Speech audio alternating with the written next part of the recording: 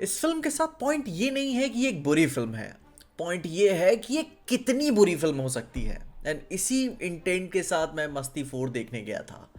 मिलन मिलाप जवेरी जिन्होंने अभी एक दीवाने की दीवानियत दी थी, एंड वहीं ये बात देख के साफ हो जाता है कि हाँ, फिल्म मेकिंग इनका बहुत ही स्ट्रॉन्ग सूट नहीं है। एंड इस मूवी से यहाँ पे ये भी क्लियर हो जाता है कि इन्हें अभी सेक्स की अंडरस्टैंडिंग भी नहीं है, इन्हें ये भी नहीं पता कि सेक्सी क्या चीज़ होती है।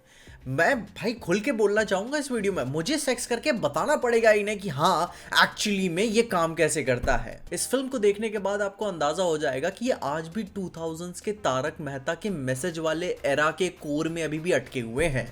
जब मैं बोलता हूं ना कि इंडस्ट्री एक कोर कॉन्सेप्ट में अटकी होती है कि हमें एक अच्छे अच्छे मैसेज देने होते हैं, कभी बुरे के साथ अच्छा होते हुए नहीं दिखा सकते हैं, ये बाई हार्ट उन चीजों को लेते हैं। एंड इतना क्रिंज करने के बाद दी ऑडेसिटी इस संडास को बनाने के बाद इन्हें टीज करना कि मस्ती 5 आ रही है। मैं पूछना चाहता हूं कि क्या आपको शर्म नहीं आती?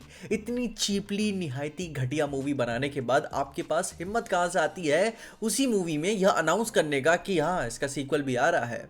मैं तो हुई भाई गया गुजरा आदमी, मेरा तो काम ही है इस तरीके की निहायती घटिया वाहियात मूवीज देखने का। पर जिस किसी ने विलिंगली मूड बना के देखा था कि नहीं आज का दिन तो भाई मस्ती 4 देखूंगा, तुमसे मैं दोस्ती तोड़ रहा हूं, बात ना करना, वीडियोस देखना बंद कर दो मेरी, मैं बता रहा हूं मैं नए दोस्त बना लूंगा, मेरा बस चले तो मैं थैनोस बन के स्पेस टाइम से ये मूवी को उड़ा दूं।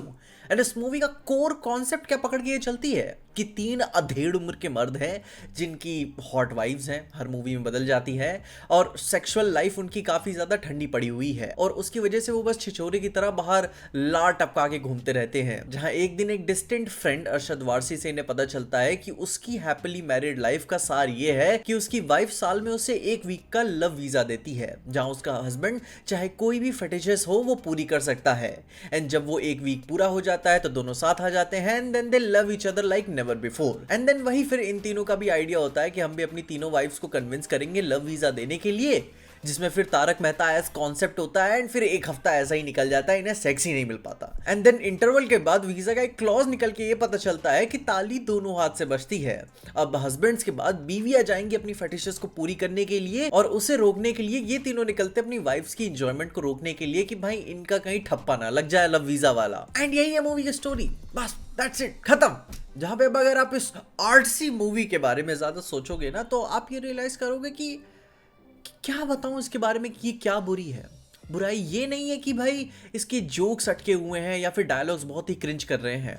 बुरी बात यह है कि ये अभी भी अपने दिमाग से पैदल होके 2000s में जी रहे हैं, जहां इनकी बीवियां कतई हॉट होती हैं मगर अंधी डम होती हैं, बेवकूफ निहायती नालायक। जो कि एक डायलॉग सुनना होगा ना कि I am just a girl, तो उन्होंने इन्हें बाय हार्ट ले लिया। क्या वुमेन एम्पावरमेंट की बात करते हो? क्या ग्रेटा गर्विग बारबी जैसी मूवीज बनाकर लड़कियों को बोलती रहेंगी कि हाँ तुम भी काफी अच्छे से बकचोदी कर सकते हो? मगर नहीं, इन्हें तो भाई क्रिंज एज लेम एज जोक्स ही मारने हैं। जहां पे ऐसे ऐसे जोक्स फिर से ऐसे इंट्रोड्यूस करते हैं ना कि आपको शर्म आने लगती है मूवी को देखते हुए कि इस एक्सीडेंट वाली कार में से बीवियां मरती हैं तो उसकी सबसे ज्यादा बोली फिर को जो लगाएगा फिर उसके पास ये कार जाएगी, बेबी तुम्हारा खून ऊपर से नीचे क्यों जा रहा है, एंड फिर वही रोज मेरी मार्लो कार्लो वाले जोक्स। शर्म आती है देख के। एंड मैं हाथ जोड़ के कहता हूँ प्लीज मत करो कॉमेडी, भाई नहीं उतरी है आपसे। एंड फिर उसके ऊपर से ऐसा कुछ नहीं है कि दिमाग से कुछ नया निकाल के आपको परोस रहे हैं, नहीं बिल्कुल भी नहीं। ये वही पुराने सड़े हुए सर्कुलेटेड मीम्स को फिर से रिफर्बिश करके आपको परोस रहे हैं कि मैंने एक विधवा से शादी कर ली थी, उसकी बेटी से मेरे बाप ने शादी कर ली थी, तो फिर मैं कैसे मेरा बाप मेरा समधी वगैरह वगैरह बन गया। भाई यही चल रहा है जो मीम्स आपने बहुत ही पहले देखे होंगे। एक अडल्ट मूवी देखने जा रहा हूं, वहां ये सेक्स नहीं बोल सकते, कोई गाली नहीं देख सकते, भाई डबल मीनिंग जोक्स की बात छोड़ो भाई यार, इनके डायलॉग से क्या मरूंगा मैं, इन्हें देख के क्रिंज करके मर जाऊंगा। इससे अच्छा तो मैं बता रहा हूं रात के 11 बजे के बाद भाभी जी घर पे है वाले अच्छे कर रहे हैं। साले कम से कम वो टीवी पे वाइब्रेटर वगैरह तक चीजें पे पहुंच चुके हैं, और ये अभी भी हाथी चीटी वाले जोक्स पे अटके हुए हैं। एंड जिस पे भाई परफॉर्मेंसेस की बात क्या ही करे, ये एक जनरेशनल रन पे निकले हैं कि किससे ज्यादा बुरी परफॉर्मेंस निकलवा सकते हैं।